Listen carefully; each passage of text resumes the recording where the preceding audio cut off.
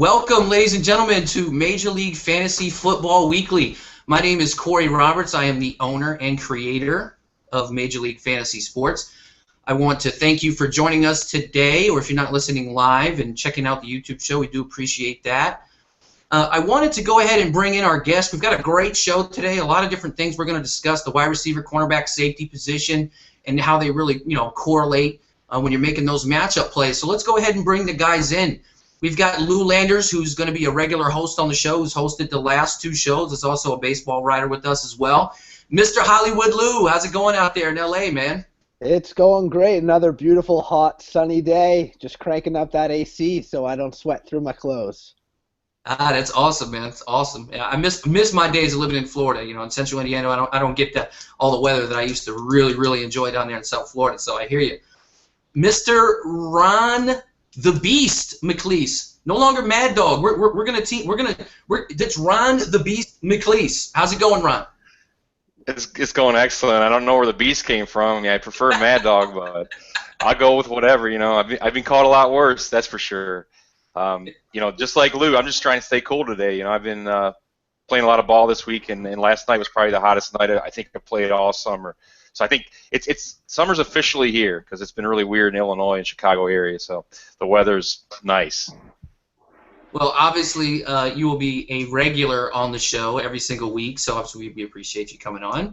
And we also have Zach Sauer with us. Zach is a writer with Major League Fantasy Sports, and right now he's focusing on wide receiver rankings. Makes a whole lot of sense to have Ron McLeese, who's focusing on quarterbacks and safeties, and to have Mr.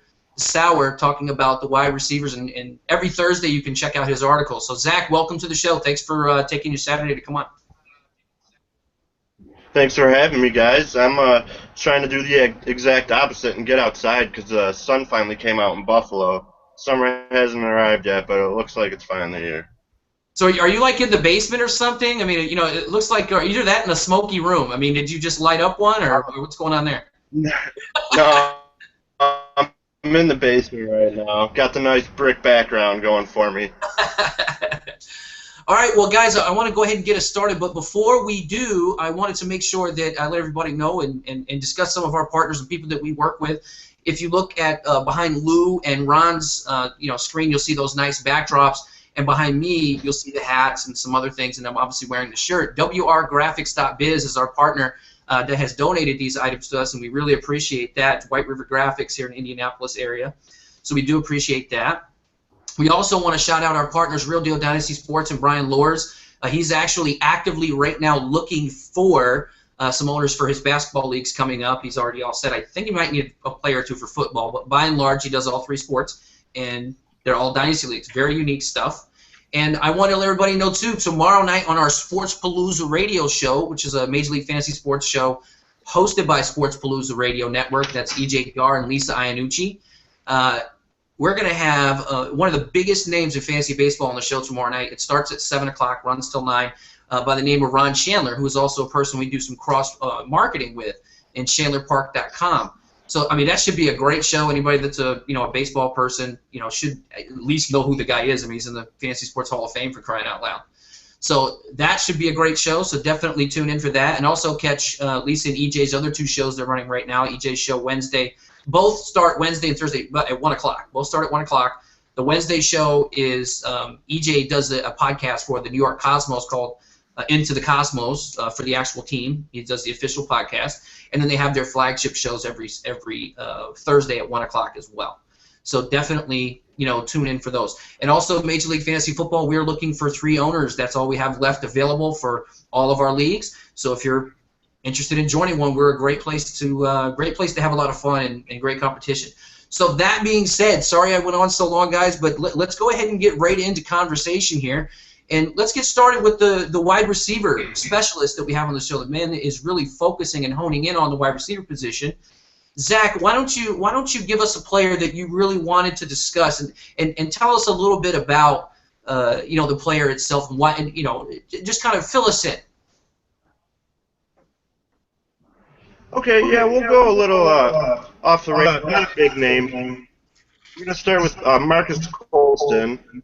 He's he's overshadowed by maybe Brandon Cooks this year. He's the he's the hot guy on the market. But if you look at Colston throughout his career, he's been Drew Brees' with Graham there. There's only been 2 times in his career that he's been under 100 targets. One was last year when he had 99 targets. Graham is now gone, so that's going to open up this offense. Kenny Stills is now gone. So people are drafting Brandon Cooks, in the 3rd round because he's got that high upside. But you can get Colston late, maybe 9th, 10th round. You can put up wide receiver 1 numbers. I can envision something of a 70 catch, 1,000-yard, 8 touchdown. And another number we can look at, Drew Brees, every single year he's been with the Saints, has had a receiver. Brandon Cooks only had 3 last year. I could see Marcus Colston being his red zone guy with that big frame, whereas Brandon Cooks is 5'10", not really the prototypical red zone target. So look for Marcus Colston late in your draft this year, possibly. Zach, let me ask you a follow-up question, buddy. So you're talking about Marquise Colston. We obviously know Jimmy Graham went to Seattle. Correct. And Marquise Colston, he always, tell me if I'm crazy, he always kind of seemed like a tight end playing wide receiver, and it was really weird how Jimmy Graham seemed like a wide receiver playing tight end. I kind of look at him as that, as like what you're saying. He's like the red zone target. So what are you suggesting, for people in regards to drafting Colston? What are you, 3rd, 4th, 5th wide receiver on your team? And obviously, you said you can get him late. You could draft him as your 4th or 5th wide receiver, and that's a good point you brought up about Graham playing more of that wide receiver role. Last year, you'd see Graham a lot in the red zone, line up outside, get that one-on-one coverage with the cornerback, because he's going to overpower that guy. And Colston was coming more out of the slot, but this year I think you could see Colston move back to the outside. They don't have Graham there that can really overpower a corner one-on-one. So I think you could see Colston get back up to high single-digit touchdowns, maybe with a really good year, double-digit touchdowns. I mean, they're still going to have to pass the ball. I know they brought in C.J. Spiller, run the ball as well, but they're still going to have a good offense. People thinking they're going to regress a little bit. I don't see it as much. Okay, let's go over to Mr. Lou Landers, and Lou, either piggyback off of what Zach was providing, or give us another take on Colston. Are you dodging this guy this year? Are you not even paying attention, I'm actually going to be paying more attention to Colston than I have in previous years because of exactly what both of you guys are talking about. Firstly, Brandon Cooks. Guy's got lots of talent, tons of he got crazy speed. I envision him purely as a slot guy, though. He will probably be the Breeze slot guy to me. Colston will definitely take over that big receiver on the outside type of role. His receptions and yards have been down the last 2 years from when he was well over 1,000 yards every year from 2009 to 2012. I believe that will probably go back up this year, I think his targets will go up, his receptions. I think everything is going to go up. I think the biggest thing for Colston is that he will be getting in the end zone a lot more this year, and that will definitely add to his value. 5 touchdowns each of the last 2 years is not nearly good enough when speaking about a guy that you want to have on your roster. I see him getting up to closer to 8 or 10 touchdowns again. Close to 85 receptions and probably around 1,100 yards. So I'm definitely going to buy into Colston, just not too early. Okay, Ron, let's get your feedback on Colston. Well, Colston's the vet, and it's pretty obvious that Drew Brees has got a lot of chemistry with him. They played together for quite some time. I just kind of was looking up the numbers as far as the targets go. We have to realize just what Corey brought up before with Jimmy Graham leaving, going to Seattle.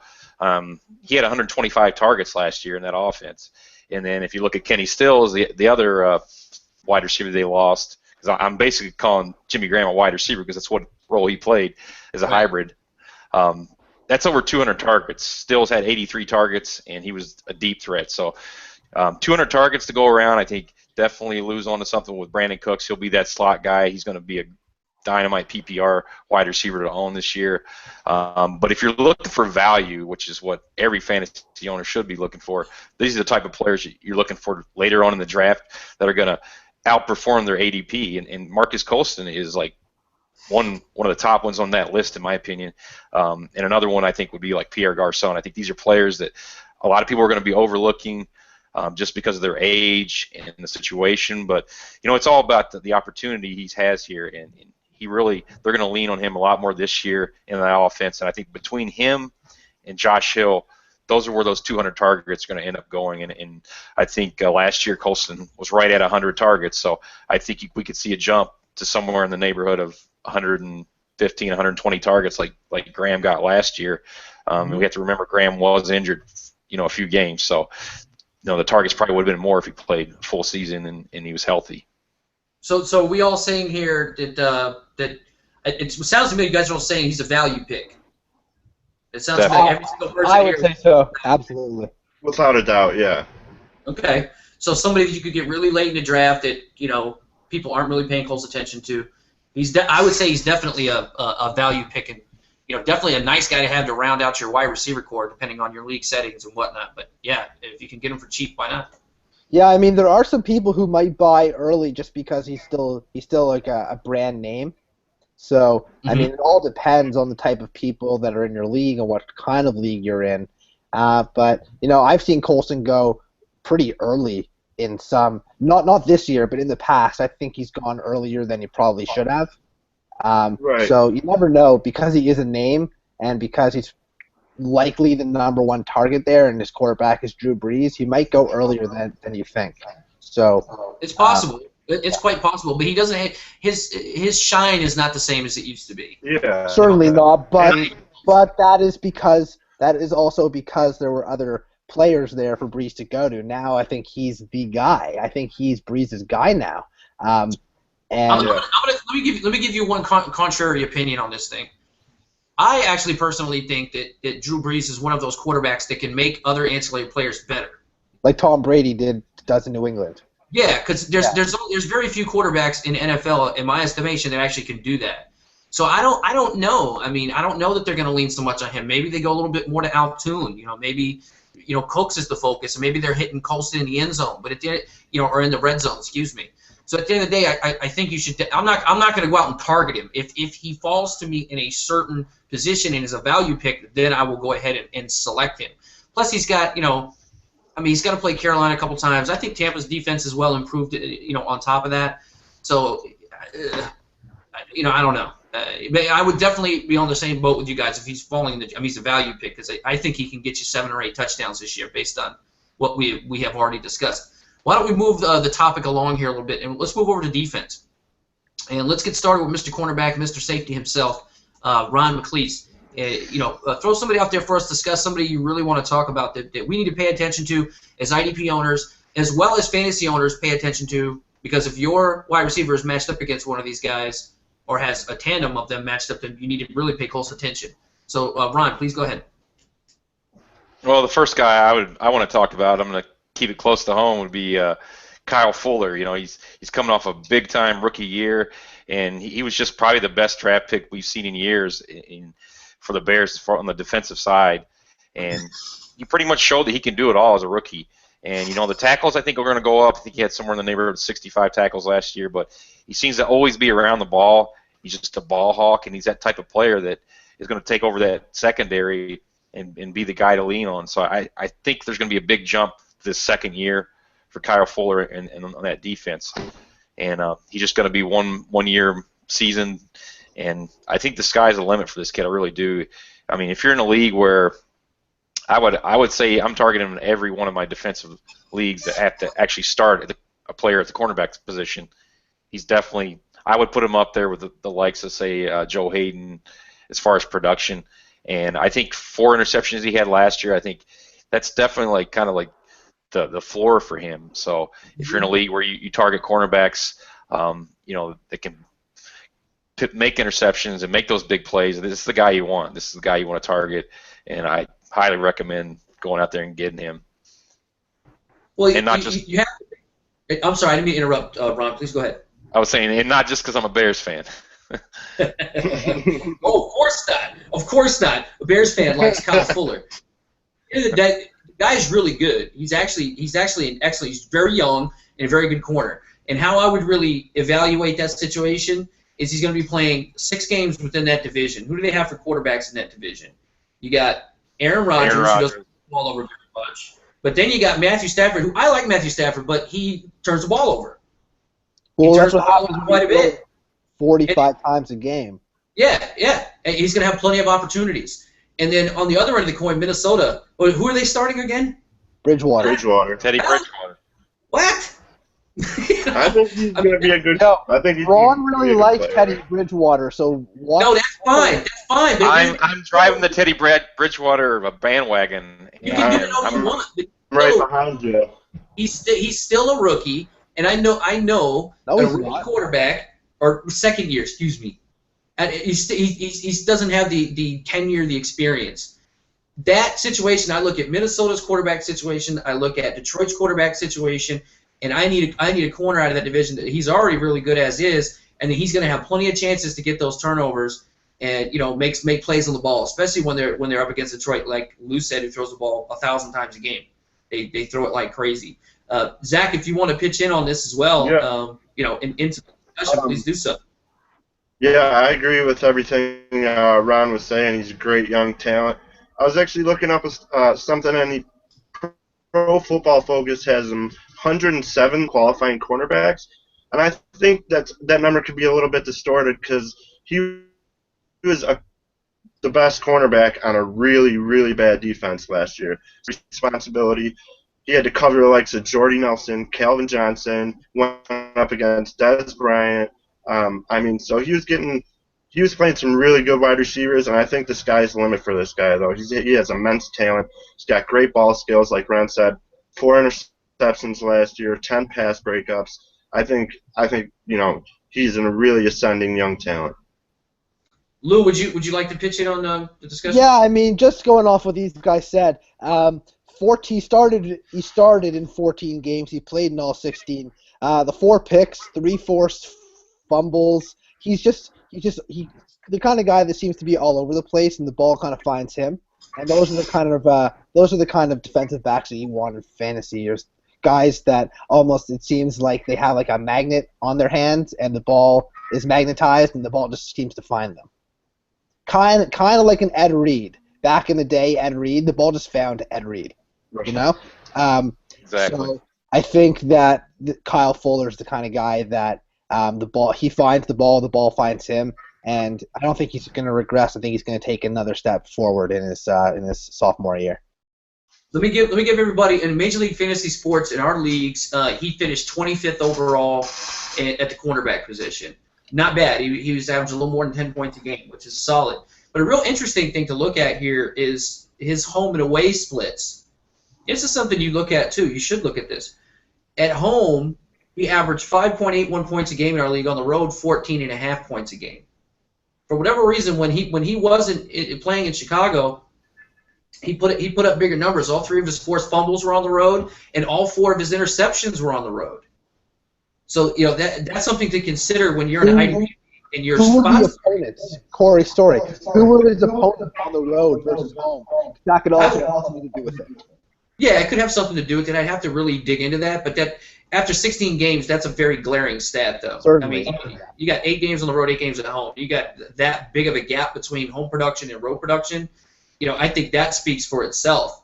Regards to playing against his division, I mean, he 7.02 points a game, against his division. So those are little things that you should look at when you're in the middle of the season. You're looking to play a certain player, maybe bench one of your players. That's something I really pay attention to, and the IDP side of things is what I really love about fantasy football. So those are things that I all look at, and people should consider it. I mean, I really think they should. So let's change gears. Let's switch gears over to Mr. Landers out there in Hollywood. What do you want to bring to the attention to the masses, sir? Well, I guess I could have left this for Ron based on the jersey that he's wearing, but because I'm the real Cowboys fan on here, I want to talk about Dez Bryant, number 88, of the Dallas Cowboys. Can I throw up now? Yeah, sure. I mean, go for it. Everyone knows that this guy has immense talent. Everybody knows that he's dealing with some contract controversies right now and saying, I'm not going to do this, I'm not going to do that until I have a big contract. Bottom line is, he led all of football last year receiving touchdowns with 16. He's had 3 straight seasons of over 1,200 yards. His TD totals are going up every single year. And he's playing for that massive, massive contract for next year. So this is a guy that realistically could be number 1 receiver in all of fantasy. He's a big guy. He's got tons of yards after the catch and after initial contact, and he's just a beast. He's the real beast. There's no doubt about that. No doubt that the guy is a beast. Let's let Mr. Des Bryant himself with that ugly jersey go ahead and make a comment. I think you're just jealous of the jersey. Actually, these 2 stars on here. But ask yourself a question. I mean, is there a more exciting wide receiver in the NFL right now to watch catch the football and after the catch than Des Bryant? I don't think there really is. And he's got a gunslinger, Tony Romo, throwing passes to him. And if you look at this, yeah, exactly, which is key. Exactly. And what I'm looking at is I'm looking at the scheme this year because I think things are going to change in Dallas. I think with DeMarco Murray going to Philly, they're going to be forced into situations where they're going to have to throw the ball a lot more. It may not be an issue of game flow. I think it's going to be more of an issue of game flow when they get behind and they're going to have to pass the ball a lot. And there's not, besides Terrence Williams, which we'll get to later also, there's really no big-time third options other than Jason Witten. He's getting older. So I think Des Bryant, I mean, for us to expect 16 touchdowns this year might be a little overboard. It's kind of like I'll refer to it as in fantasy baseball, you don't chase wins. Well, in fantasy football, you don't chase touchdowns from the previous year. So, but this is Des Bryant. This is a different case. Like, he's so good, he's so athletic, and he's going to get a lot of targets in that offense, and they're going to be in a lot of games where they're going to have to pass. So, realistically, I see him between 13 and 15 touchdowns this year. And I think the yardage is going to be there, 1,300 yards or more this year, and somewhere in the neighborhood of 90, 95 catches. So, I see him as if not the top wide receiver, he's definitely one you got to be drafting, in the first 5 picks if you want him. Sure. Absolutely. Zach. Yeah. I have Des Bryant actually ranked as my second wide receiver. Like Ron said, I don't think we can expect 16 touchdowns again, but somewhere in the range 13 to 15 I think is perfect. 136 targets last year. I think that number can rise as well, as I think they're going to, pass the ball more as well without DeMarco Murray there. Their offensive line is incredible, so Romo's going to have time to sit back there and find him. He's their red zone target. He's their big guy. You line him up outside, throw him a fade route, he's going to catch the ball. He's as dynamic as they come. You throw him a slant, he can break it and go for 50. He can stretch defense, get behind the best corner in the league, and catch the ball. So, the sky's the limit for this guy. I think he can put up just crazy astronomical numbers this year, and I'm excited to watch him play. Let's talk about some fundamental aspects of the Cowboys team and how they actually are constructed. They're constructed, it pains me to say, they are constructed how you should construct like a building. You start with the foundation first and everything else is secondary. So offensively speaking. So offensively, they've really built that offensive line, and they've really dedicated themselves to building a very strong and deep offensive line at that.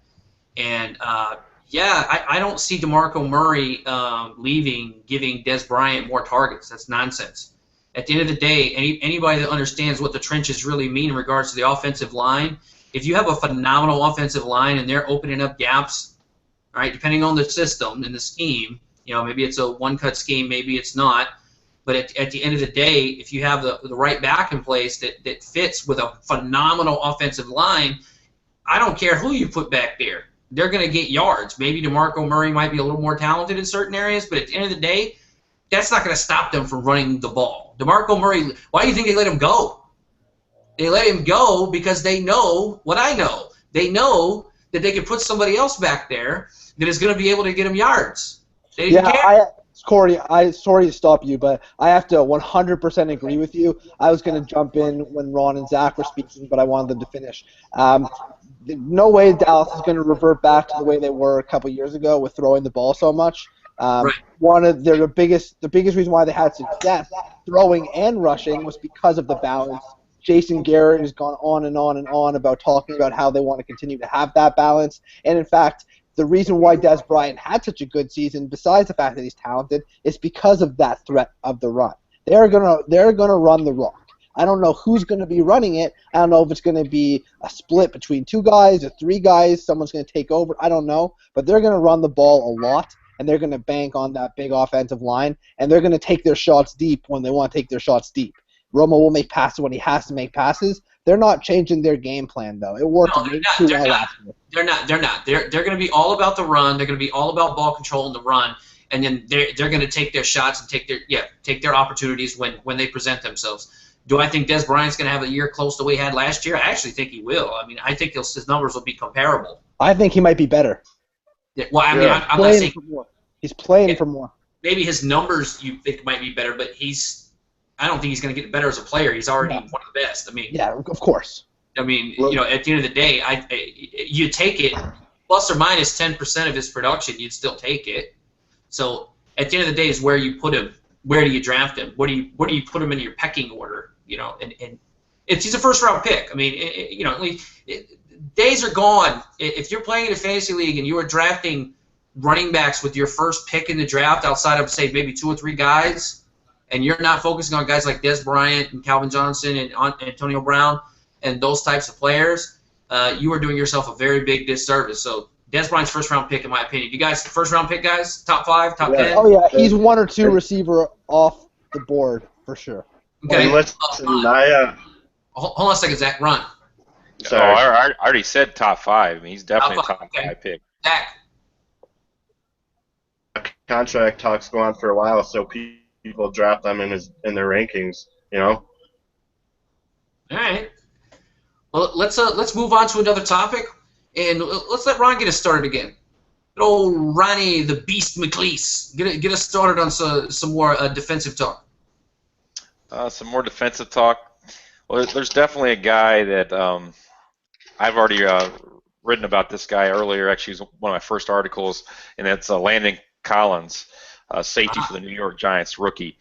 This is one of the players that really excites me in this year's draft on the defensive side, and I think he should be a top player drafted in like a rookie start, an IDP rookie startup or something like that.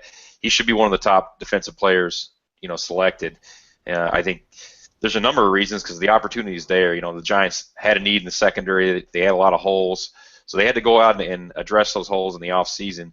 And what they did in the draft, they drafted arguably the best safety in the draft, Landon Collins from Alabama. And he comes from Alabama with the pedigree, so obviously he's coached up. He's very well coached. I mean, we see players like C.J. Mosley, great example last year from Alabama, Clinton Dix. So I mean, and that's a good example too. This type of player can put up Clinton Dix type numbers in his rookie season. I think he can possibly be even better based off the opportunity he's getting. But also immediate impact is what you're saying. Immediate impact. Yeah, he's the immediate impact safety, and we've talked about it before, and I've said it before, and I'll say it again. Safety's the position you're going to get the most fantasy points out of in the secondary, not your cornerbacks. So you want to be able to snatch up these big-time, big player mentality type players is at the safety position, and Landon Collins fits that bill. He's 6 foot, 228 pounds, and he's got 32-inch arms, so he's got excellent size for his position. And like I said, I think the sky's the limit for this guy too. I could see him being a top safety, in the top, finishing somewhere in the top 10. Well, Ron, let me ask you a question. Let me ask you a follow-up question. What in regards to in college, what was he known for? Was he big tackler, good cover guy? A little bit of combination of the two. I mean, what is your assessment on that? I mean, what do we know about that? He's not as big a ball hawk as he is. He excels at run defense. That's where he's going to probably make a name for himself. But he does have, the ability to get to the defender quick, close space quick, and all this. So he can make big plays. The question is okay. So he's more naturally talented towards stopping the run or being involved in the run game somehow. Exactly. Stopping the run is his forte. That's being a rookie. Here's what I would be concerned about, and if I'm the Giants, because the Giants actually have a decent secondary. I mean, they got Cromartie, and they got Prince Amukamura. By the way, if you're drafting cornerbacks, you definitely want him. But it looks, from what I see, him playing at strong safety, and then and Cromartie possibly playing on the left side, or whoever plays on that side. If his coverage skills are going to affect exactly what that corner that plays on the same side of the field, his numbers look like. So that's something that I'm thinking myself. I'm like, if his coverage, because kind of like Laron Landry. Laron Landry was when he was in the Redskins, was a beast in the run game, but his coverage skills were 1 out of 5, he was like a 2. So you always kind of knew what he was there for and how it was going to affect the corner next to him. And then you could make that decision as a fantasy owner and say, well, this guy's going to get a lot of work today because he's got the safety behind him that has a hard time covering, especially as a rookie. So that would be one thing I would be concerned with. Not to say you don't draft him. I'm just saying and I would look at how the relation between that safety and how he's going to affect the corner on the same side of the field as him. Well, I think he might. That's a good point you bring up, but I think he'll get a lot more attention from quarterbacks because he is a rookie, and they're going to attack him instead of the other side with Cromartie, like you said. Okay, Lou, do you have any input, anything you want to put in on the Rook? Yeah, I mean, just the fact that he's the first pick of the second round, so I mean, numerically speaking, that's as close to a first rounder as you can get without being one. And he's a solid player. He's a good fit for the Giants. He's what they need. They made a big trade to move up to take him. I think that says a lot right there. That they traded, I think, 2 or 3 picks in this past draft to get up to that pick and make that pick. So I think that speaks volumes itself right there. And as a Cowboys fan, I don't look forward to having to have my team go up against him. I think he's going to be an impact player right away. I think Ron hit on the head. Players coming out of Alabama typically are NFL ready. It's just one of the Alabama's calling cards almost. It's like their MO. They produce players that are NFL ready right out of the gate. Zach. Yeah, I don't want to be redundant like Lou and Ron said, but being coached by Nick Saban, he's well coached, and coming into Steve Spagnuolo's defense, they're saying that the kid loves to learn. He's willing, so I think his coverage skills can get better. And I just want to ask Ron one thing about him. Why do you think he fell to the second round? He was projected to be maybe a top tackle in the first round. Was there something that made him fall? I mean, maybe what Corey said with the coverage skills might have been a big reasoning or big factor in that. You also have to look at the teams and what their main needs were. Picking in the first round, maybe these teams had more pressing needs in the safety position, so he kind of fell based off of team position needs. That's another possibility for his fall, but I think he probably went about where he should have gone in the draft, and he's going to be a big time playmaker, and I believe, just like you said, I think he can improve on coverage. And hopefully he doesn't let a firework blow off in his hand. I was going to refer to that in some way. God, man, what the hell? It doesn't make any sense. There was a guy who lived in my home state, same situation, that lit off a firework on his head and died. Died, yeah. Crazy. That's a smart man. That man is brilliant. Good Lord. One more thing. Go ahead, Zach. One more thing I'd like to add about Landon Collins. Do you think there's any possibility, like some players like D. Milner coming out of Alabama, where their defense is so strong that it kind of boosts their numbers? Do you think there's any possibility that this guy can become a bust just coming from Alabama and coming from a great defense, or you think? I'll give you a very quick, because I want us to move on. We spent a lot of time on this. We don't have. We gotta move it along. We got a lot to talk about. I'm not drafting him. Just so you know, I'm not touching him. There's other guys that I think I can get out there that his rookie season might end up being okay, but there's other guys that I want to target outside of him. Cool. Ron? I think Milner was an exception to the rule with Alabama players, and I think there's always an exception to the rule, and I think he was an exception in my opinion, because just like you said, Nick Saban, he coaches them up, and usually when they get to the next level, I mean, they're ready for it. And I think, like I said, Clinton Dix, if he can have any type of comparable season to what he did last year. He gets somewhere in the neighborhood. I think I projected him to be around 90 to 100 tackles and four interceptions, 3 or 4 interceptions. So, I do think that being a rookie, he will get attacked a lot more. So that's a good thing for fantasy owners. I personally like to keep my picks safe and not go after rookie type of guys anyway. But also, are we just counting out Milner off of the one poor year? I mean, sometimes it does take some guys.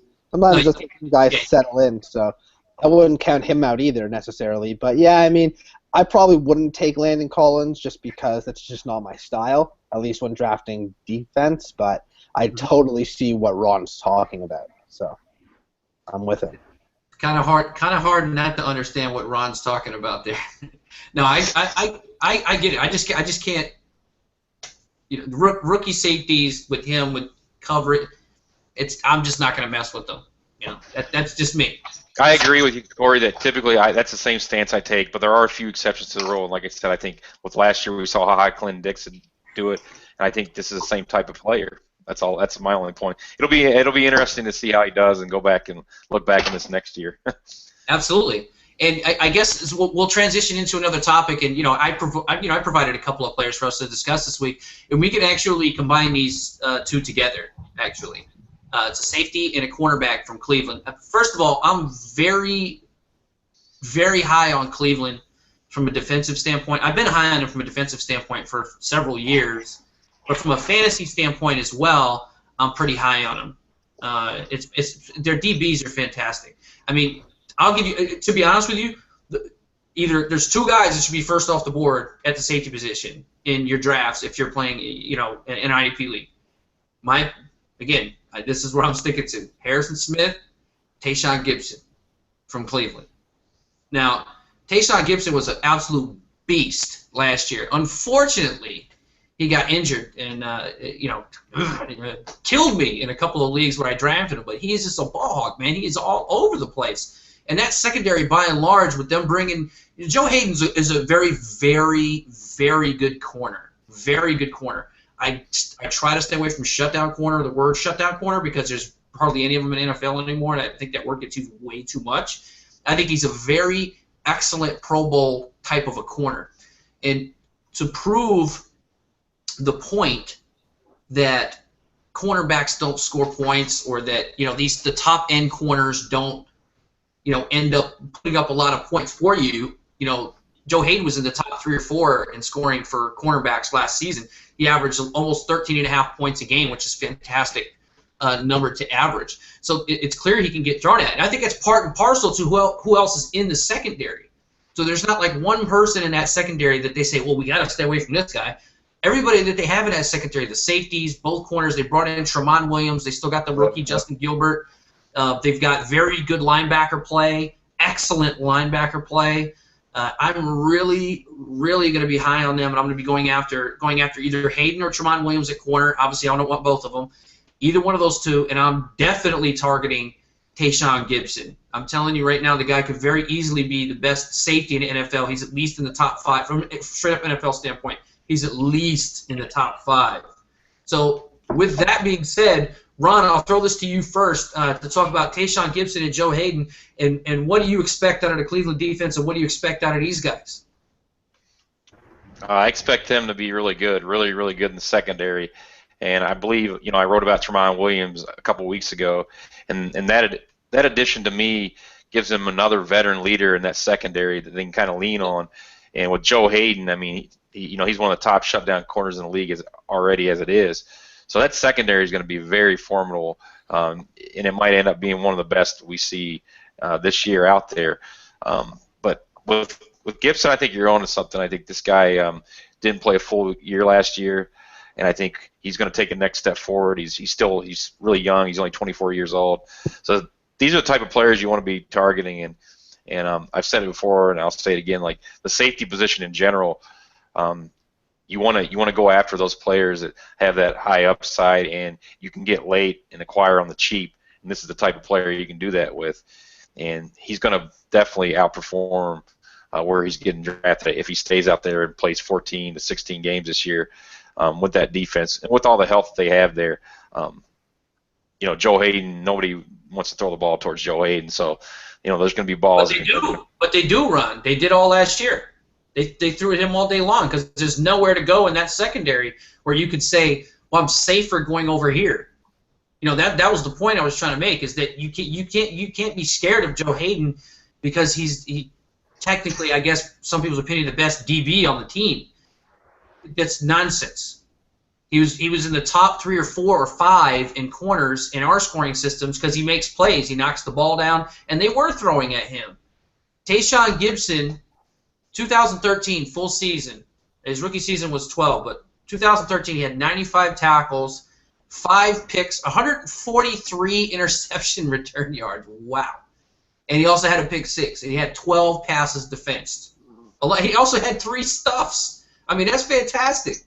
Yeah, I look at it. Yeah, last year. Go ahead. I was just going to say those 6 picks last year. I mean, that's something you want to target in 11 games. In 11 games, his tackles were pretty close to where his average was, but he also forced a fumble. He had 6 turnovers or 6 interceptions and almost 160 return yards and a pick 6 and a few more stuffs. So this is the type of guy that you're going to want to target. If I'm in a league and you guys let me get a hold of Tayshaun Gibson and Harrison Smith, my starting safeties, I appreciate it. I appreciate it very, very much. Why don't we get Lou and Zach involved? Lou, based on our discussion here, and I know I kind of went nuts on that. Based on our discussion, have I convinced you of anything? Yeah, I don't have much technical knowledge of Gibson. I love Joe Hayden. I do agree with you that he is an up-and-comer. I think he's going to have a wonderful season.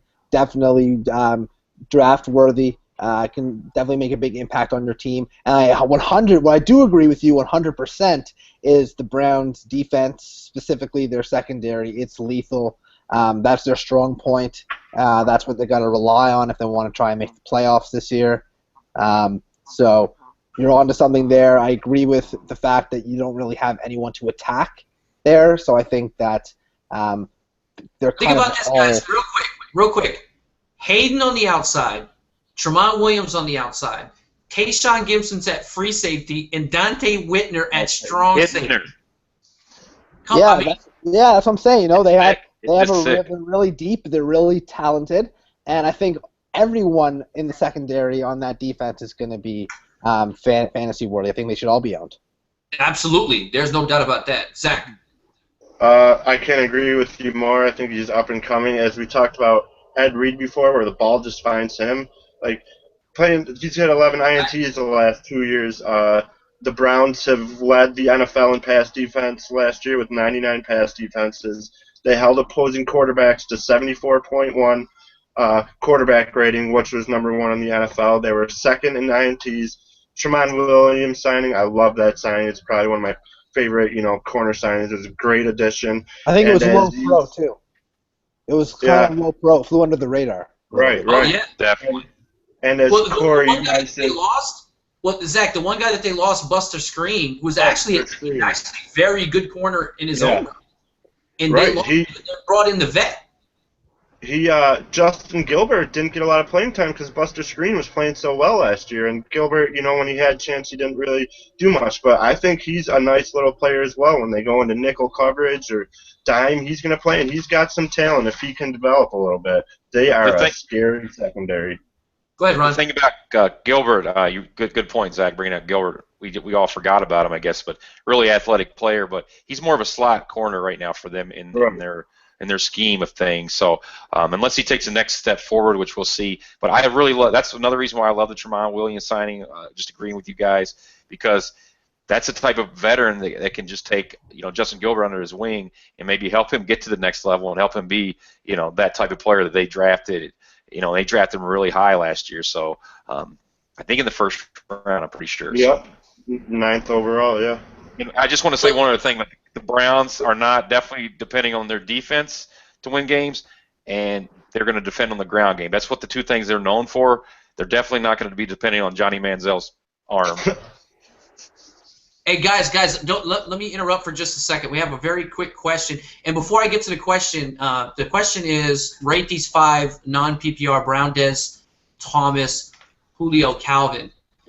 Before we get to that, I want to make sure that people that play in standard leagues understand exactly how important the conversation is that we are actually having.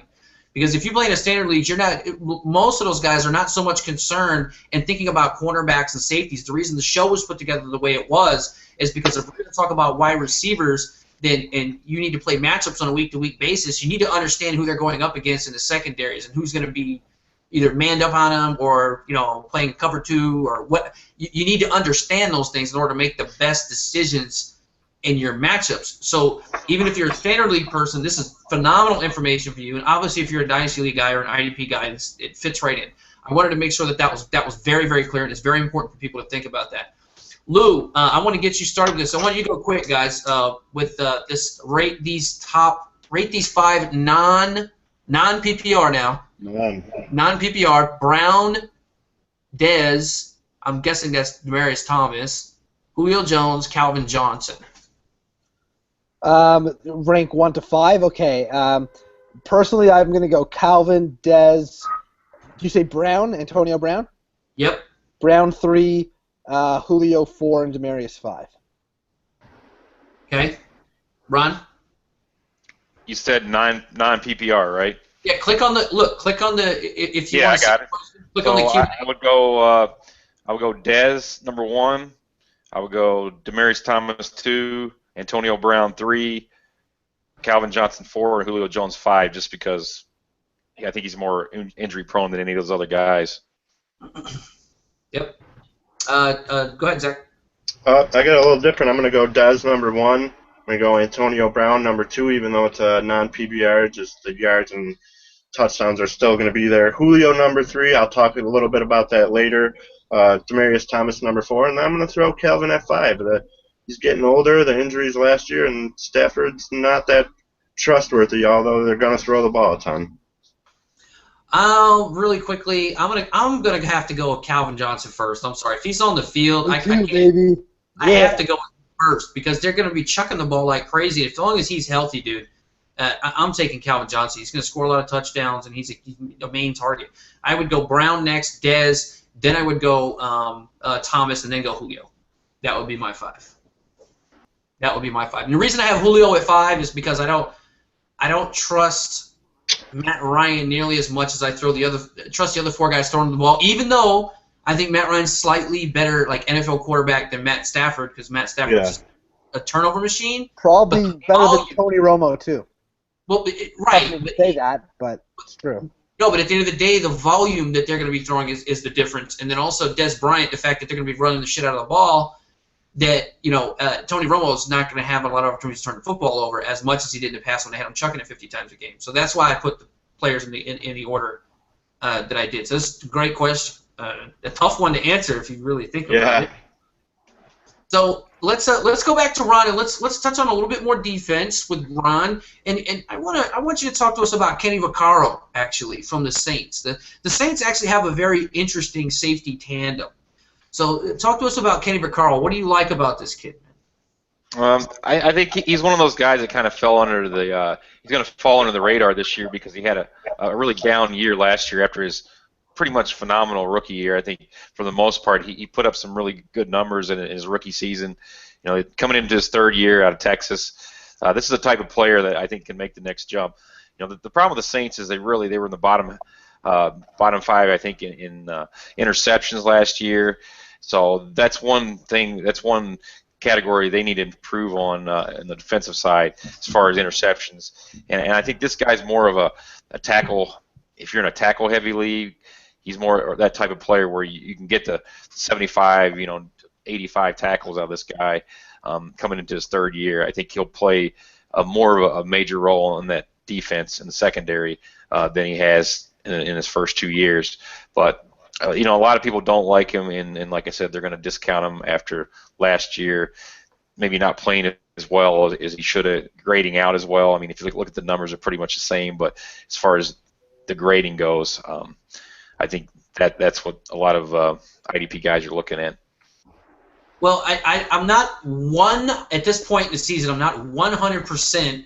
I don't 100% understand the entire scheme that New Orleans is really trying to deploy this season. But what I do know is that they got Brandon Browner on the outside now, low Keenan Lewis, who's a pretty decent little cornerback in his own right, a very decent player. And they've got the best player in that secondary is Jarris Byrd. That is the best player in that secondary. Yeah, you're a Buffalo Bills fan, that's why you say that. Excellent. Dude, he was absolutely excellent last year until he got hurt. Yep. Until he got hurt. So if you're going to target, in my opinion, if you're going to target somebody in the New Orleans secondary, I don't think Ricard's a bad play because I think with what they're doing in their secondary will definitely give him more opportunities. But I think Jarris Byrd is really the guy to own because he's more the guy that's going to get you the turnovers and cause fumbles and get interception returns for touchdowns and those types of plays, and those big plays win football games, and those big plays win games in Major League Fantasy Football. So that's how I would look at their secondary. Not saying that Vaccaro's not worth a shot or a flyer, but I would be attacking Mr. Byrd. Lou. Yeah, I mean, I don't know. The Saints' defense as a whole is just dreadful.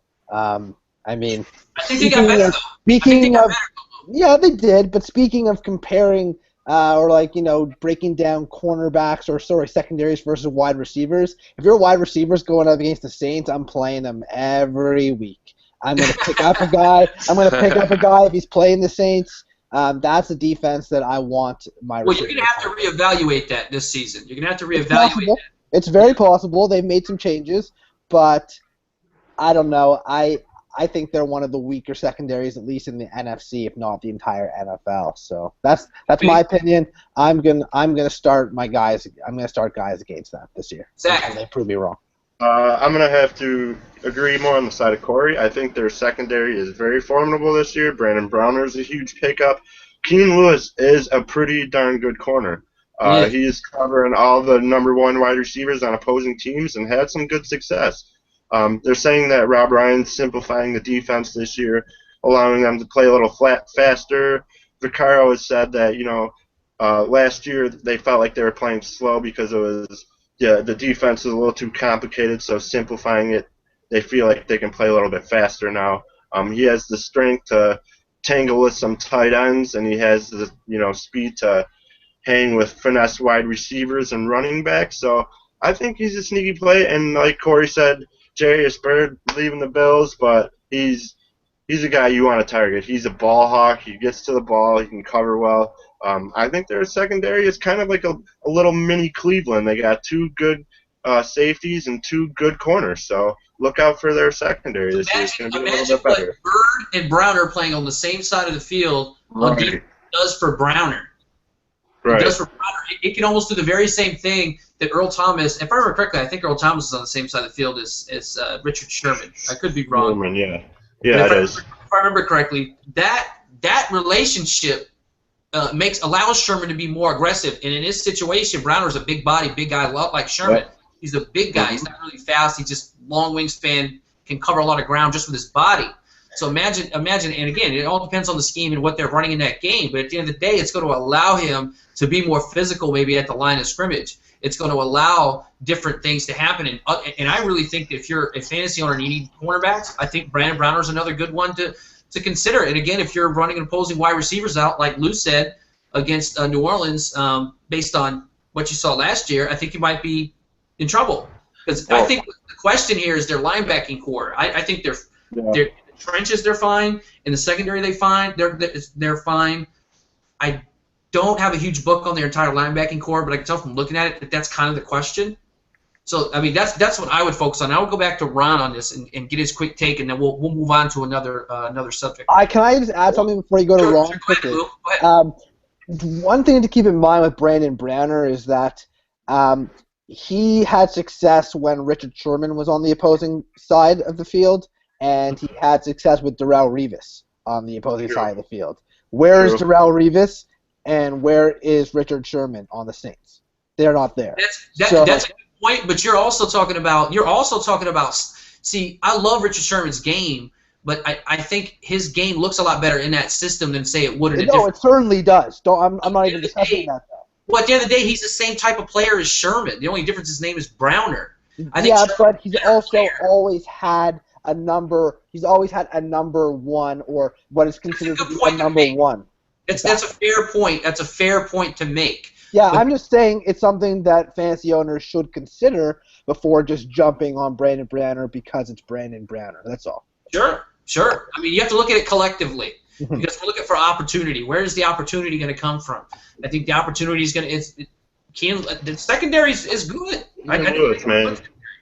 and there's going to be opportunities there because New Orleans is going to score. When you're drafting a team and you're looking at your defensive players and you're trying to find guys who are going to get opportunities, New Orleans is going to keep the pressure on other teams because they are going to be able to score. They are going to be able to move the football. So other teams are going to have to throw against them. So that's going to give you more opportunities in the secondary. I mean, to me, that's how I would look at the situation. And I like the Browner move in Rob Ryan's defense. I like the move in Jerry's Bird. Well, I'm curious to hear what Ron has to say. Run. Well, I think at the end of the day, you got to ask yourself this question: can that defense be any worse than it was last year? Because I don't. Yeah. So, I mean, you can only go up from here. Is my point. But on a sidebar, I want to say one last thing about Vaccaro, and we'll get going with the show, guys. Just for everybody watching and listening, Vaccaro played through a hamstring injury last year, and he had basically he had tore two quad tears. So just on a sidebar, I think that's why I think he'll be 100% healthy this year, and I think that's why he's going to bounce back. And just like Corey just said, the opportunities, the shootouts that this team's going to be in with other teams in their division and out of their division, that it's going to create a lot of opportunities for all those players in the secondary. And I think they will improve a lot in the areas of interceptions and passes defended and all those categories. So I think they're all decent targets. Browner I'll stay away from, but that's just because I don't, trust him to stay out of trouble and stay on the field. That's a good point. At the end of the day, he's an opportunity play. That's how I would put it. He's an opportunity play. If he stays on the field and stays out of trouble, then he should be just fine. Let's transition back into some offensive discussion now, straight up and down offensive discussion, and let's go to our wide receiver expert, Zach, Mr. Sauer. Give us another wide receiver that you want to talk about. You think is very important. Well, we went with value before and Marcus Colston as a late round pick, so we're gonna go with the top end of the draft here, and I'm gonna go with Julio Jones, who I listed before on that question. I think as my third. New offensive coordinator Kyle Shanahan coming in. Listen to these two numbers. As two years he's had a wide receiver land up number one in targets for the NFL. Andre Johnson in 2009, Pierre Garçon. Julio Jones has had his targets, his receptions, his yards all go up every single year. And yes, he has the injury histories. That's always something to be scared of. But as his numbers are increasing, Roddy White's numbers have been decreasing. I don't think it's so much a wide receiver 1 and wide receiver 1A anymore in Atlanta. I think it's Julio Jones number 1, Roddy White clear-cut number 2. I think they're going to be throwing him the ball a ton. If you look at the composite top five receivers for the past 5 years, they start at 6'2", 215 pounds. And they peak in between their third and sixth year, and Julio's in his fifth year, so those numbers are boding very well for him. I don't think you could say a breakout year because he went for 104 catches, nearly 1,600 yards, and 6 touchdowns last year, but I think we can see that touchdown number go up, and if he stays around 100 catches and 1,600 yards, I think he should be a wide receiver you're looking to draft around Dez and Demaryius Thomas, and I actually have him 10-team PPR, Zach. Is he a first-round pick? It depends on where you're drafting. I think if it's like a 12-team league, I think he could be 10 through 12. 10 league, he's more like high second round then. So right. Okay. Let's go to Ron, and we can brush over Julio Jones because we all love this guy. We just need to figure out what his value is, and what we think he's going to produce, this season. So Ron, what are we looking at here? Well, I mean, first off, we're all assuming that he's going to play all 16 games because that's one thing with Julio Jones, and that's probably why I'm a little bit lower on him as a player. I'm not questioning his talent, his ability, his athleticism on the field. I mean, he's capable of having that big time, 8 to 10 catch game with over 200 yards and 2 or 3 touchdowns. I mean, that's just the upside that this guy possesses at the position. So he's a very exciting player to watch. I kind of just get scared. I think I see him more as a second-round draft pick than a first-round for me, and maybe I'm just being a little bullish, but I would rather take a wide receiver that's going to give me that same type upside, and then who's been able to stay on the field every year consistently. A guy like Dez Bryant, even though he's probably going to be higher up on most people's rankings anyway. But no, I don't want to knock him too much. I just want to say that if I can get him in the second round, man, I'm licking my chops, man. This makes me a really happy mad dog, man. I'll dig right in and get him. And it won't be the only thing you'll be licking. Anyway, Lou Landers. Yeah, I mean, I would say Julio should go anywhere between pick 10 and 15. So be that as it may, it's going to be late first, early second round. I do expect 1,500 yards and 100 receptions and closer to double digits in touchdowns. I mean, we're all talking about his injury issues, but in his NFL career, he's really only had the one season where he missed significant time. I mean, in the he was still hobbled, though, Lou. He was still hobbled. Yeah, exactly. Yeah, but look at his numbers. Even when he was hobbled, he was still. That's a good point. He was still. Well, you can make the same argument for Calvin Johnson, though. I mean, that's why I guy have Calvin one. That's why you guys both have him at number one, and I agree with you because if he plays 16 games, but that's the thing, he played so many games last year hobbled, just like Julio Jones does. It seems like every year. That it takes away from his overall numbers, even though he's out there. Does. One thing about Julio Jones, and I think Ron hit it on the head, I apologize if it was one of the other guys, is that he is the type of guy that will run off one of those 8 or 10 receptions, 200 yards, and then because of the hobbling, he might have a down week, whereas a guy like Calvin or Dez, even Demarius, Antonio Brown are usually a little more consistent, which is why I have Julio as my 4 or 5 on that rankings list, and why I wouldn't take him in the first round, just because my first rounder's got to be a guy I can rely on week in and week out, not look at his overall numbers and be impressed. The reason I had him at 5 is because is for several reasons. It's the offense he plays in the quarterback, and then it's also some issues. Yeah, I mean, well, if you think about Matt Ryan, for instance, he's way better in Atlanta. So if Matt Ryan's playing better games in Atlanta, then Julio Jones is likely having better games in Atlanta. Right. I might be wrong because I'm not looking at splits right now. I'm just saying based on what I remember and what I'm aware of. It'd be interesting to see those splits, but generally speaking, if a quarterback's having better games, his receiver's probably having better games there too. So let's look at the splits real quick then. I'm pulling them up right here. So we got the splits. His numbers last year were pretty even. He averaged 23 points a game at home, 24 on the road. But let's look at Matt Ryan though. Let's see what's going on with Matt Ryan. It's not a bad thing to point out. You do want to pay attention to those things. Definitely. I mean, I know his overall win-loss record in Atlanta versus on the road is astronomical. Just while you're looking that up, I want to say one thing. Go ahead.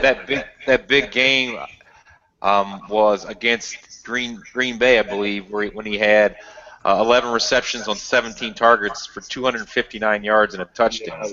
Crazy game. Yeah, that'll help That you is win a just week. like video game Madden-like numbers right there. That's why Let me throw something at you guys. Let me throw something at you guys. Matt Ryan, his numbers were pretty comparable from home on the road in 2014.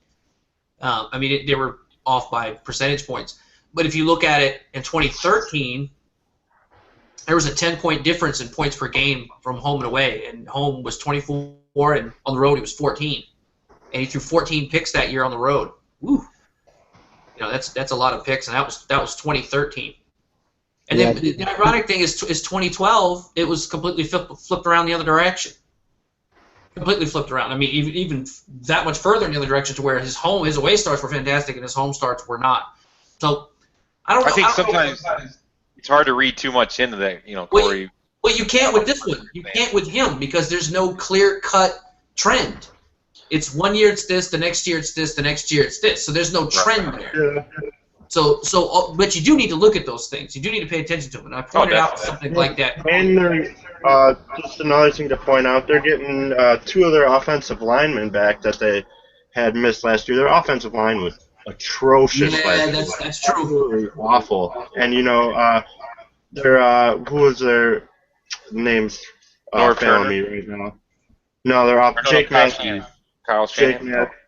Jake Matthews retaining their offensive lineman is going to help them out. Yeah. So, that should maybe help their passing number somewhat as well. I would agree. They also lost Harry Douglas, too, who's a very nice little third wide receiver, a little slot guy on that team. He actually he went to Tennessee. And I figured this would be a good segue into these a couple of guys that I wanted to discuss as well. And really, I didn't want to really hammer this question, but these are 2 players that I'm looking at in Harry Douglas and Hakeem Nicks. Boo. So, and again, these are going to be late round picks. These aren't going to be guys you're targeting in the first 5, 6, 7, 8, 10 rounds. These are going to be later round picks and guys that you pick that could round out your wide receiver core, maybe have some big games here or there for you, or maybe be a sleeper. Hakeem Nicks and Harry Douglas. So you got the thing is you got Kendall Wright. All right, you got Kendall Wright, and what else do you have? I mean, Justin Hunter, Dorial Green Beckham. Both are big guys, big 6'5" frames. They're gonna have them on the outside. But those 2 guys, Harry Douglas, veteran wide receiver, Hakeem Nicks, veteran wide receiver. It all depends on Marcus Mariota's arm too. Who is he going to develop chemistry with? Right, and is he ever going to have? Has he even signed? He could stick to one of those guys. Zach, has Mariota even signed his contract yet? I don't believe so. I mean, that's an issue too. I did want to bring these guys up because Harry Douglas, when he proved that he could play, exactly. When both of those guys kept getting hurt the last couple of years, he came in. It wasn't last year. He had a good year last year, decent year for a guy that you wouldn't have drafted, but you could have picked up later in the season. But the year before that, when the guys basically he had a phenomenal season. He had a phenomenal season. So that's why I'm pointing these guys out. You need to be aware of these guys. And Hakeem Nicks, I don't really know what to think about him. I just don't get it. I mean, I'm not a big Hakeem Nicks fan at all. No. Where the hell did the talent go? Did he just forget? He played with Andrew. He played with Andrew Luck last year and couldn't produce. Now he's going to Tennessee. But I don't know, something to piggyback off of what you're saying on Harry Douglas. If you go back to Atlanta, Leonard Hankerson as the 3rd wide receiver now. Right. If one of those guys go down, he's the guy you want to look at. Yep, Leonard Hankerson for sure. He was with the Skins. And of course, he left the Redskins. No, he left the Redskins, so he'll be successful now in Atlanta. Anyways, I'm sorry. I mean, no, I'm just saying, 3rd wide receiver in Atlanta, in my opinion, is going to be Justin Hardy. This kid is phenomenal as a rookie, so that's another guy to keep your eye open for. Because he could slide in there if there is an injury to one of those top 2 wide receivers. Roddy White's getting old. Yep. No, that's a great point. Like I said, I didn't want to spend a lot of time on that Tennessee question, but I thought it was worth a couple of minutes, just to kind of chop that up a little bit. Let's go to Lou. We haven't gone to Lou in a little while to bring up some guys he wants to talk about. So let's go to Big Lou out there in Hollywood. Who do you want to talk about, Lou? I would like to talk about Victor Cruz. No. Yes. You brought up Hakeem Nicks. He had good years with the Giants, so it reminded me of Victor Cruz. Victor Cruz, a couple years ago, he had 2 years where he was just the man. Like, he was awesome. Mm-hmm. Last year had some injuries. The Giants stunk. But I really see him having a bounce back this year. I think that him and Odell Beckham, Cruz healthy, could be one of the best 1-2 punches in the NFL. Even if Eli's not Eli of old. Like, that is a deadly combination right there, is those 2 guys on the outside. And, I mean, I just think that he's kind of forgotten about a little bit, and I think you could probably get him at great value because he's forgotten a little bit and because he missed a lot of time last year. So he's one of those guys to me that has all the talent he needs. He has a great number 1 there to kind of take away from that from all the attention that he could receive, and I think he's a guy that people should look out for later in the draft, kind of like a Marcus Colston to me. They're different build and they're different players, but I think the value is comparable. You know what I think the Giants should be doing? They should not be putting Victor Cruz on the outside along with Beckham. I think they should have him in the slot. Yeah. Have Ruben Randall on the outside. They might do that. They might do that. If they do that, the guy I want is Ruben Randall. So it's a good discussion because depending on the amount of snaps and how much either one's going to be involved. Obviously, playing on the outside and two wide receiver sets, you're going to get more snaps if you're playing in the slot. But I really like Ruben Randall's game too, man. And plus, the other little bonus, and I don't know if he's going to be returning kicks this year or not, or play on special teams. But the other nice little bonus of Ruben Randall is that they can put him back to return punts and kicks. Yeah. So he breaks off a long punt return or a long kick return for a touchdown, that type of thing. Just a bonus. I mean, life is lovely. Let's go to Mr. Wide Receiver himself, Mr. Sauer. Yeah, I have to agree that with both your guys' points, I think Victor Cruz is going to be lost in the shadow of Odell Beckham. People are just going to totally forget about who he was. Yeah. The all-star that he was before that. I actually think that people are putting Odell Beckham too high in their drafts because of the year he has. It was phenomenal. Don't get me wrong. I think he's going to have a tough time repeating that even if he plays all 16 games. And he played, 12 last year? And it's going to be hard for him to put up those numbers. I think Victor Cruz is going to take away some of those targets. But I do like Ruben Randall in that offense as well. I think he's a guy you can look at late in your drafts to maybe be a flex option if need be, if he carves out a number 2 or number 3, in the slot role. Ronnie. The problem I have with Victor Cruz is he's a type of wide receiver. When he was having those big years, he was known for his explosion off the line and his ability to get open, and that's what made him so good as a wide receiver, and that's how he broke out. The problem I have with him coming back from this injury, is he going to be ready? It's early reports say he's going to be playing in preseason, but nothing's for sure. And when he does get on the field, how explosive is he really going to be coming back from this injury, just a year later? I mean, I think a lot of these players with the same type of patella injuries, it takes them a good 2 years to get back to their, 100%, A good example would be Michael Crabtree. And I don't think he's ever got that explosion back in his game that he had before the injury. So these are the type of players that I kind of shy away from. Yeah, they could be a good value if he does come through and actually does, get his explosion back and he's close to where he was before the injury. But I just think I would kind of shy away and wait and see how the early reports are and how he looks in preseason. If he does play, obviously that's a big key is watching him play. And if I see that explosion in him in preseason, sure, I would take a shot at him later.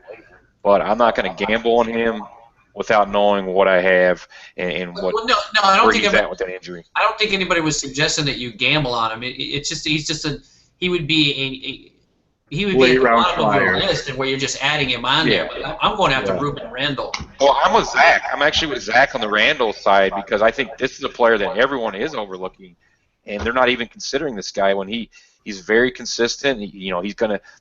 There's gonna be targets to go his way opposite Odell Beckham. If Cruz isn't ready to go. Special teams touches too. Yeah. So Randall's he's a big frame too for a wide receiver, and besides maybe Larry Donnell, I don't think Eli Manning has that really big frame wide receiver red zone target right now. I think Ruben Randall could serve that purpose, in that offense when they get in the red zone.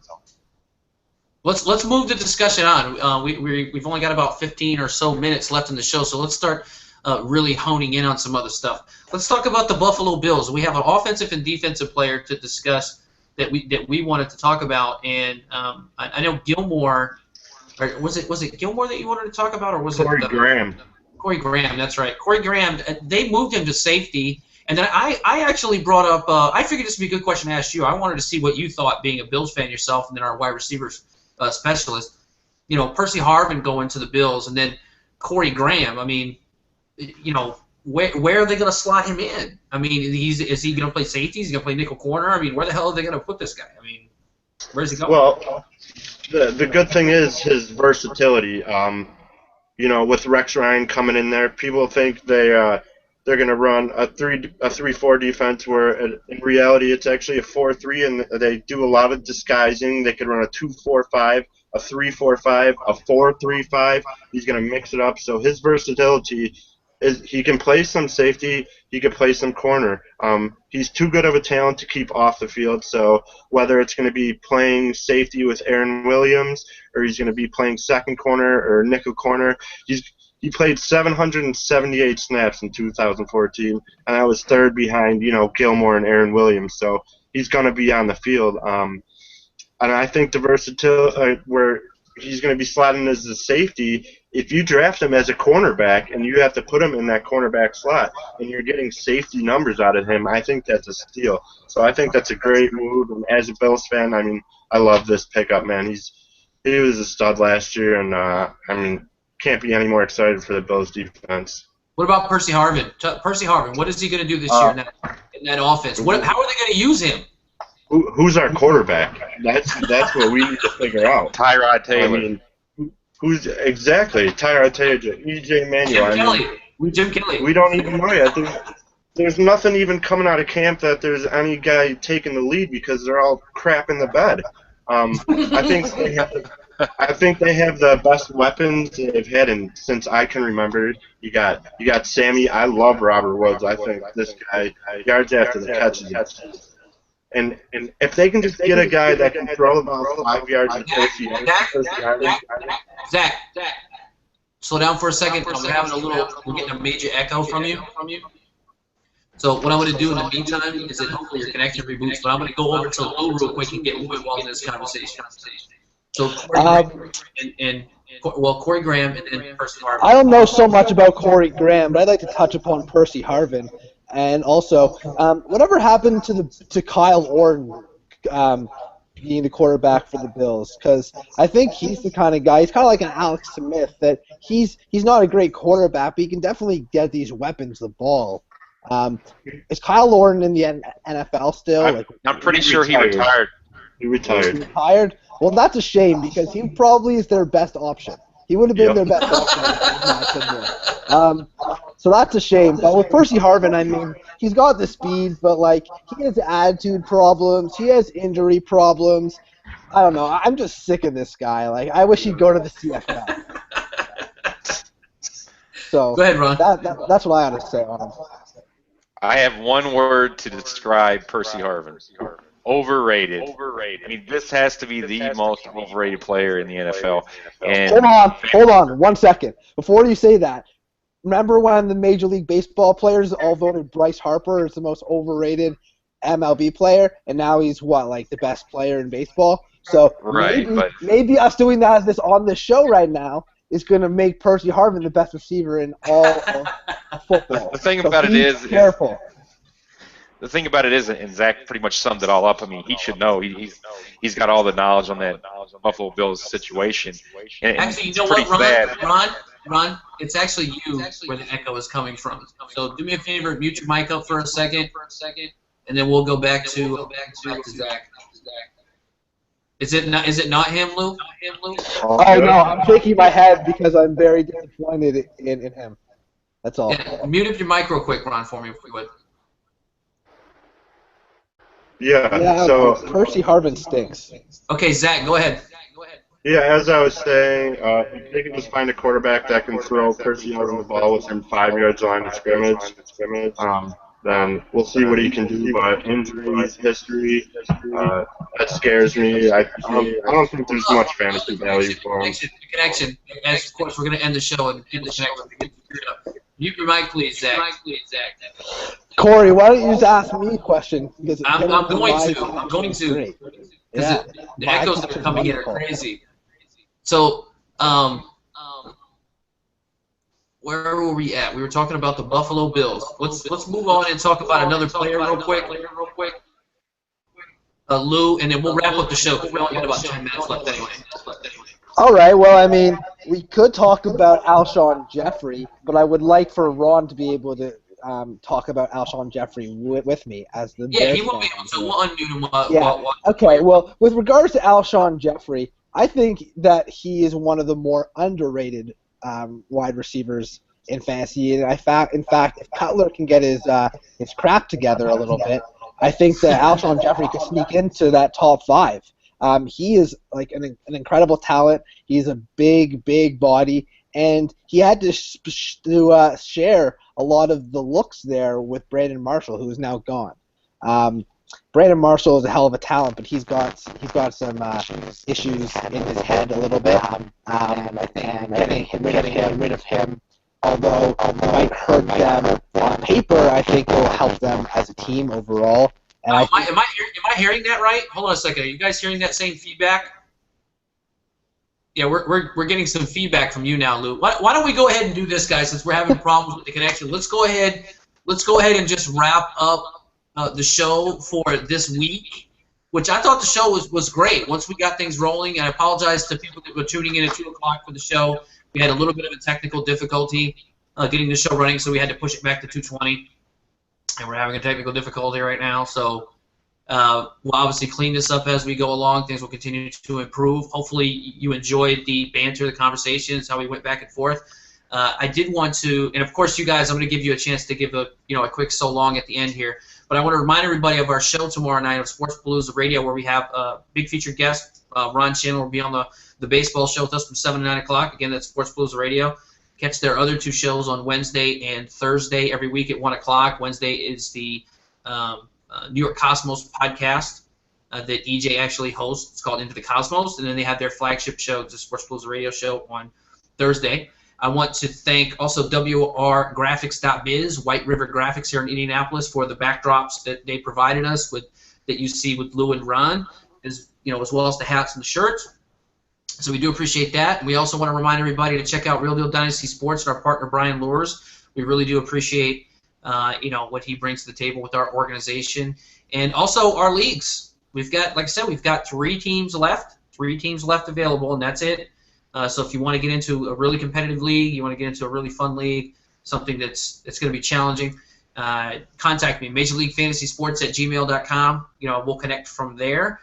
But before we go ahead and shut the show down, I did want to let everybody know that we're working right now, and I was just talking with EJ last night, and we confirmed that we're going to have Devin Joseph, the starting guard for the Rams, on our football show.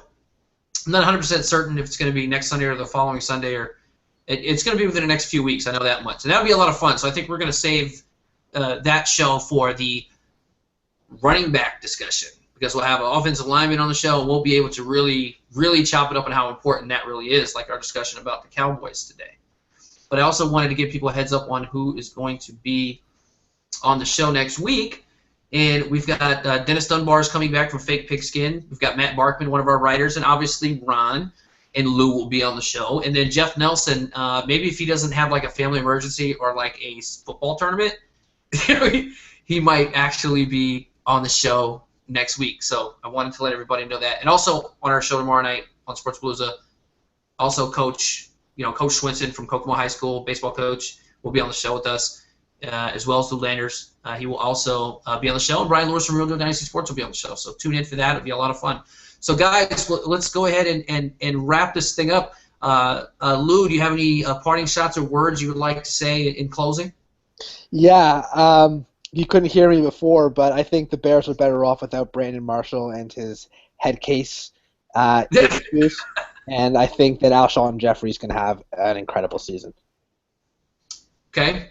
Thank you very much, Lou. We always appreciate it. And, of course, you'll be doing most of this hosting moving forward. So, Mr. Ron McLeese, Ron the Beast. I changed your nickname from Ron Mad Dog to Ron the Beast McLeese. The Beast. How do you like that? It'll take some getting used to. Can we take a vote on that? Can we take a vote on that? Because I'd like to go back to Mad Dog. Exactly. Majority rules here in this case. All right. I couldn't. You guys couldn't hear me either, but I wanted to say I totally agree with Lou, and I'm on board. I think Jeffrey does take that next step forward. He's definitely one of my favorite players to watch, wide receivers behind Des Bryant, and I actually I had to flip a coin today on whether or not I was going to wear my Des Bryant jersey or my Alshon Jeffrey jersey, and Des Bryant won. So I would have rather you wore a throw rug. I mean, good lord, man. I mean, ugh. But thank you very much, Ron, for coming on. Of course, you know, everybody that watches the show, Ron's going to be on every week. Lou will be on every week. You'll be able to see their pretty faces every week. How lucky are you? So let's move to Zach. Zach, again, to remind everybody, Zach is a writer with MajorLeagueFantasySports.com, and his articles publish every Thursday. Right now, he's focusing on the wide receiver position, and this man is a freaking animal because he's ranking 120 wide receivers from top to bottom. He just got started this week, so man, kudos to Zach. We do appreciate it. And Zach, do you have any parting words or a final thought? I just appreciate you guys having me on. I look forward to doing it again, and you know, it was a great time talking with you guys. So that's it. No, you're welcome, Zach, and you know you'll be back on the show, you know, over the summer a couple of times as well. It looks like somebody else has joined the show with us, Lou. Who's our new guest? This is Mickey Jeets. Mickey for Mickey Mantle, Jeets for Derek Jeter. We got a Yankee dog here. We got a New York Yankee dog here, but she likes the Cowboys. She likes football. She's been listening to the show, and she just wants to say it was a pleasure being on the show with all you guys. And she also likes Alshon Jeffrey a lot. It's her man crush. Her man crush is Alshon Jeffrey. So let's go, Alshon. Hey, she has a better hairdo than my wife. I mean, come on, dude. Getting her hair done probably costs more than your wife's too, man. Once a week, I take her in. Oh man, that's fantastic. All right, guys. With that, we'll go ahead and wrap it up. Again, thank you so much for listening to the show. Hopefully, you at least had a good time listening to me rattle off all the stupid comments I had and all the jokes that nobody ever laughs at.